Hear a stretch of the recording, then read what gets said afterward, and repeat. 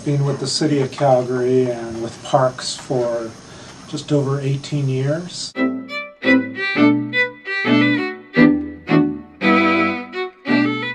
Well, Parks in 1993 decided that water conservation was going to become a significant issue for the city. Parks had been looking at what had been happening in other North American cities and determined that we were in a situation where in the future water would become a commodity in short supply, and therefore we needed to plan in advance for how we were going to handle that. It used to require staff to manually turn the system on. So there'd be a pipe somewhere with water in it, and you'd have to turn a valve on, much like you do at your home. Central Control changes that by automating that valve control process. All the valves are now electric, and a computer executes a program which sends electricity to the valve and turns the valve on or off.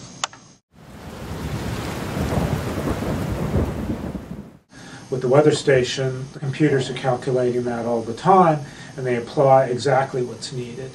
And so the graph, instead of being a straight line, is really a spiky, curvy graph, and that allows us to fine-tune the amount of water that we use. And this system will reduce the water consumption by about 50%.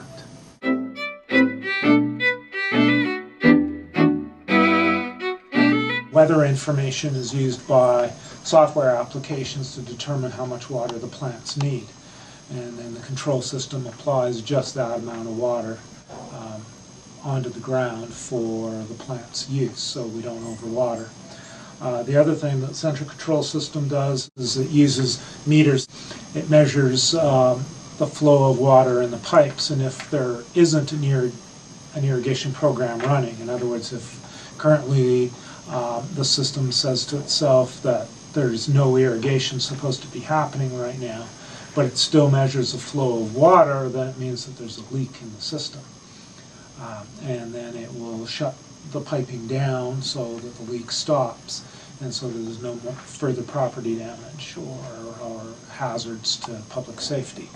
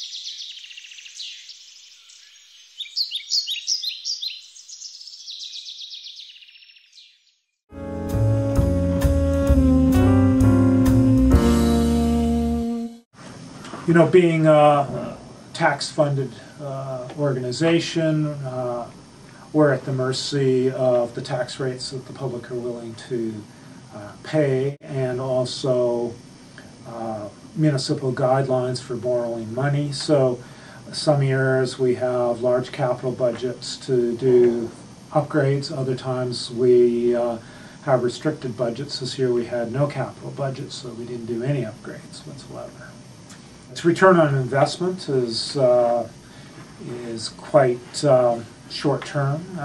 You know, it only takes about 2.5 years to recover the investment costs in hardware and technology. However, you know, because we're not a revenue generating organization, it's hard to get those initial dollars in place to do those upgrades, no matter how good they are for the taxpayer.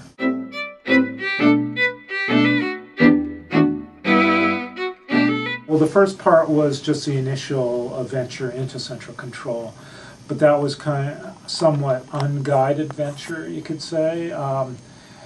You know, there was a few people within parks that had the good idea that we needed to do that, but it wasn't anything that was documented and substantiated and approved by council. So the Water Management Strategic Plan allowed us to formalize the thought process and the planning process, and that went to council and was approved by council as our mandate to move forward. The plan, we started writing the plan in about 2002, and that was quite an arduous process because we had to do a lot of public consultation and in particular consultation with the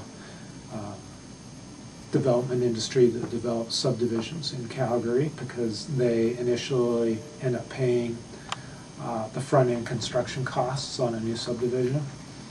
And but in 2007, council finally approved the plan, and so we've been following the strategic plan ever since.